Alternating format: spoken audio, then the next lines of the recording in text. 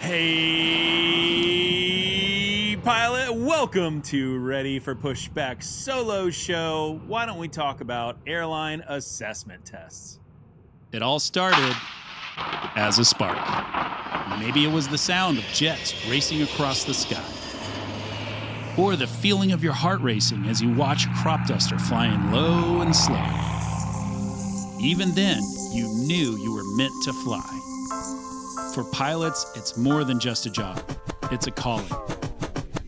The early mornings, the long hours, the relentless training, you didn't do it for the money. You did it for that moment. That moment when the wheels lift off and the earth falls away beneath you. But flying is just the beginning. The journey to your dream job takes more than just skill in the sky. It takes strategy on the ground and a lifetime of learning. Most pilots don't understand what career opportunities are available in the world of aviation. Learn how to go from good to great, from flight school to regional to major, and from hopeful to hired. Whether you're sharpening your skills, building your resume, or preparing for that big interview, this is where pilots come to level up. Let's get ready for Pushback. Here's your host and my dad, Nick Fialka. A lot of you are going to take an assessment test, and that's just the nature of professional aviation. Right now, most assessment tests are organized by the majors and ULCCs. The regionals typically aren't doing that yet. And so if you are on the path to going to the airlines, at some point, you're going to do this test. And I think that it is really important that we talk about it. And shout out to the gentleman that told me that, hey, Nick, you should totally do one of these. He just took an assessment test for American Airlines. Super excited to move on forward. And so I'm going to talk about assessment tests. Let's get going and talk about why they use assessment tests. The airlines, they use them to evaluate candidates, and they know that in order to be successful at their company, the pilot, they need to demonstrate certain traits, and those traits and capabilities that they have, they can be evaluated, structured within those tests. And there's a big variety of companies out there that proctor these tests, that they own the rights to give these tests, and they are contracted typically through the airline and provide the results to the airline based on the structure of answering that the airline is looking for. So I want to talk about some of the big ones, and we'll dive into them a little bit. It's going to be kind of an over-the-top look, because I don't want to pretend like I know all the specifics of each type. I know a lot about them, but also I think that it's important for you to do your research as well based on the carrier you're trying to get to. So we'll dive into them a little bit. We'll talk about tips for success, and we're going to start off with United. United, as a lot of people know, they use an assessment called the Hogan Personality Inventory. And it's a workplace personality test. And they have this 5-factor model that they call the Big Five. Once you answer typical questions, all of it's gonculated in and gives you a big 5, factor trait diagnosis, maybe. I don't know what the word is for it, but they take your answers, they gonculate it, and they provide that information to the airline. Now, when you think about what the airline might be looking for, the ideal pilot profile, it typically shows a couple traits, and I want to roll through those. The first one would be high prudence, right? A person that is rule following, a person with discipline, a person that's checklist oriented. The second one would be a pilot with high adjustment. So that's a person that's calm under pressure. That's a person that's resilient and stress tolerant. Moderate to high ambition is the next one. They want a person that's motivated, somebody that's confident, a person that's capable of leadership without being arrogant. Boy, that's a tricky needle to thread there. The next thing they're looking for is a pilot with moderate sociability. So a person that is comfortable with communication, but also is not a distraction in the cockpit. And that's really important for CRM. The next one that they want to talk about is a person that has high interpersonal sensitivity. And that would be that you're cooperative, that you're tactful, that you're a good crew resource management professional. And then following on to that is balanced inquisitiveness. So somebody's curious, you're willing to learn, but you're not very unpractical. And after that, the last thing they're evaluating is somebody that has a moderate to high learning approach. So somebody that really values continuous learning, somebody that values staying sharp, all of those things together, like those are the things that they're looking at as you're answering these questions. The test is true, false, and it's going to take you about 15 to 20 minutes to complete.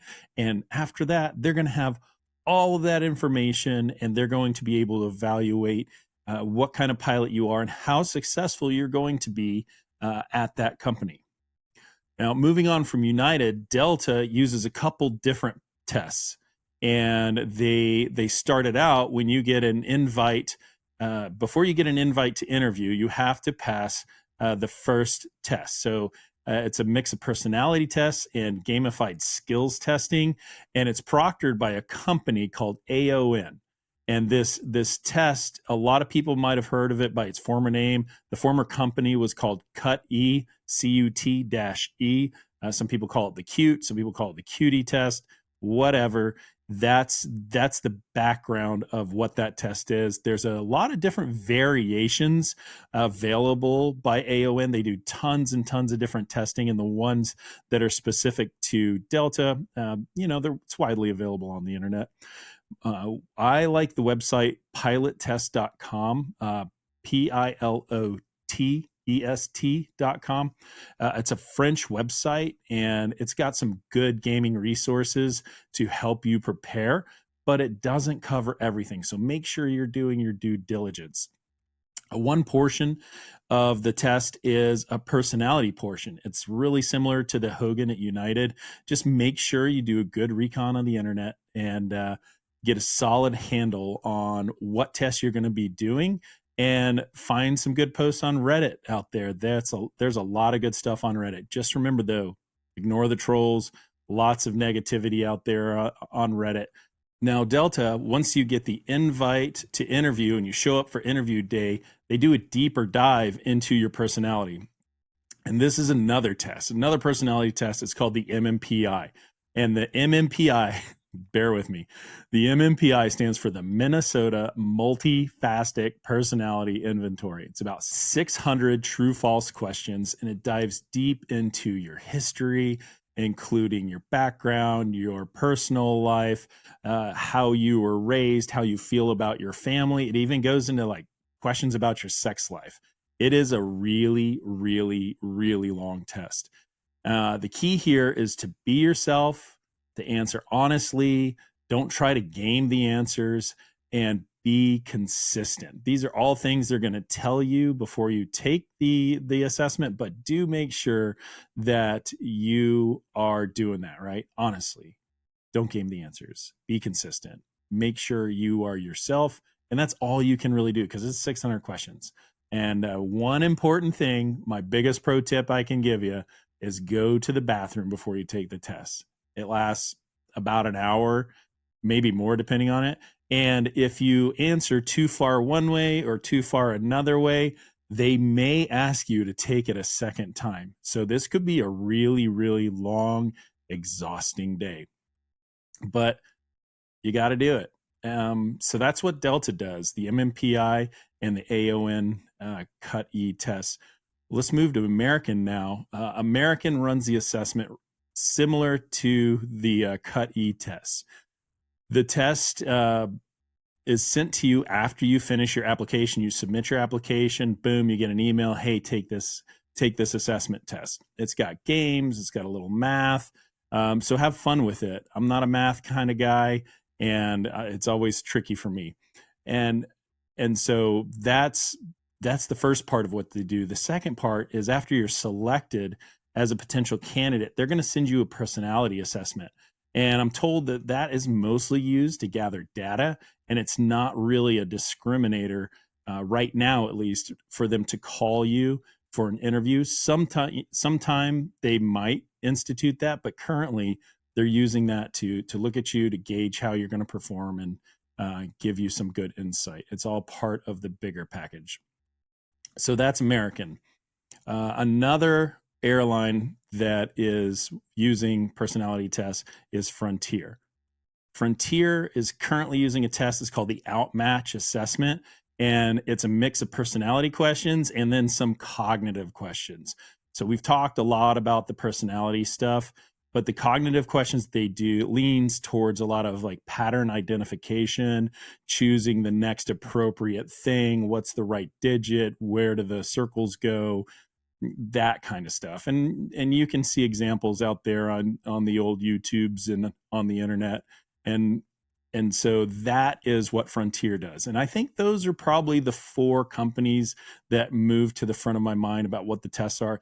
They're all very similar. They vary in length and some of the scope and some of the things that you're going to do. But all in all, most of this test is just stress on you. So what can you do if they are stressful to prepare yourself? So let's talk about a couple tips for the personality assessment. First, I would say for the games, you got to practice. When I was doing it, I would go and to that pilottest.com website. It's free, which I love. And I took a bunch of screenshots of the skills tests, and I would practice those skills tests on my phone. I would just scroll through, answer, figure it out, whatever the thing is. That helped me kind of keep a rhythm, keep things moving. And that was really good for practice. When you are ready to take this, highly suggest use a laptop with a mouse. It's way easier than a tablet, and a lot of times you're going to have to bounce around. Make sure you've got a nice, smooth, flat surface. Make sure you're chill, set the mood. Make sure there's a pencil and you've got a piece of paper so that you can jot things down. Some things will have you listen to recordings and regurgitate stuff. Some things will have you do a math problem or remembering stuff. The pencil and piece of paper is really helpful. I want you to go slow. Some of them have timers. Some of them don't have timers. Use the time. If they give you 3 chances to do something, use all 3 is usually a good option. Go slow. Be deliberate with your answers. Make sure that you are really intentional about how you are doing this. Some of the tests, they use your video camera on your laptop to observe you. And if that's the case, I want you to prepare for that. How do you prepare for that? Dress for the job you want. You don't need a coat, but I do think you should wear a nice shirt with a collar and a tie and look professional. And keep in mind that may or may not be important. And if it is important, I would hate for that to be a thing that discriminates you. Okay, so go look professional when you take it. It's going to be uncomfortable, but put everything in your favor. Somebody's probably rolling their eyes saying there's no reason to do that. Maybe it is, maybe it's not. If that's the thing that moves you one way or the other, then hey, it's a win. You're not losing anything if you don't do it, or if you do it, whatever I'm saying. You never know who's watching. The next thing I want you to think about is where you're going to take this test. You don't want to go to Starbucks and do it. You don't want to do it at the kitchen table with everybody running around. So if you've got a family or people in your life, roommates, whatever, I want you to go find a quiet place with solid internet. Send the people in your house out for about an hour, hour and a half. Have them come back later. That way you have plenty of time not to stress out. Make sure you've got a solid internet connection. When I took my test, the internet froze and then everything got locked out. I had to send an email to the company. Hey guys, this locked out. I'm so sorry. I got about 70% of the way through it. Is there any chance I could take this test and finish it? And they were gracious enough to let me do it. Praise God for that. For the personality test, right? Some of the questions are true, false. And you'll just kind of rattle through it. True, false, true, false. Some of them might have a range of answers, like 6 circles. And it basically goes from strongly agree one way to strongly agree another way. And the advice is to tend to avoid extremes unless it's super blatantly obvious. Like, I love my family or I kick dogs. Well, I'm going to lean really far towards I love my family. I want you to think about safety first. Prudence is the key. Show reliability. Don't be reckless. Leadership, teamwork. Those are things that I would consider when I answer these questions. Make sure you show that you're calm and confident. Don't answer in ways that suggest that you like panic easily or overreact or you're thin-skinned. Those are things that they're thinking about. With the leadership part, right? You can take charge, show that you can take charge, that you're ambitious, that you work well with others, that you have really good interpersonal skills, but don't be overly dominant. Answers can look authoritarian. Don't be overly differential to make yourself look weak. So, you got to find that middle point. Avoid the extremes, like I said. Sometimes it's like, hey, I always enjoy breaking the rules, or I never question authority. Those things could just sound like blind obedience. And even when you have a leader, you want to make sure that we're doing the right thing together, and you don't want to be blindly obedient. You don't want to just like, hey, move forward into this gunfire, and it's just not you got to use judgment, okay? And use judgment in life too. Be honest, be open-minded, answer authentically, and do it through the lens of a professional airline environment. Think about that as you're doing it. How would you work in a team versus by yourself? That is really important on the flight deck, and they know that. You're not getting hired for some PR role. You're not getting hired for something that sits behind a computer. You're getting hired for a role that is stressful, that is in the public eye. You have to be sociable. They want you to be calm. They want you to be competent. They want you to be reliable, and they want you to cooperate with other people. Those are things they're thinking about. There's a lot of free resources out there if you are going to attempt to take one of these things. Let me say up front that a quick Google search will help you dive deeper, and I really, really, really recommend using free resources. There are companies out there, and I'm sure people in the comments are gonna snap back at me, but there are companies out there that offer the things that are available online for free.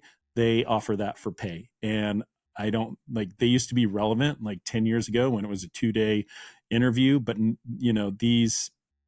the way the tests are set up right now, I don't think that there's value in paying for it.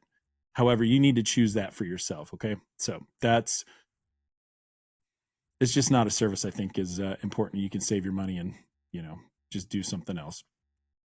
So I think that's probably the top and the bottom and the left and the right of airline assessments.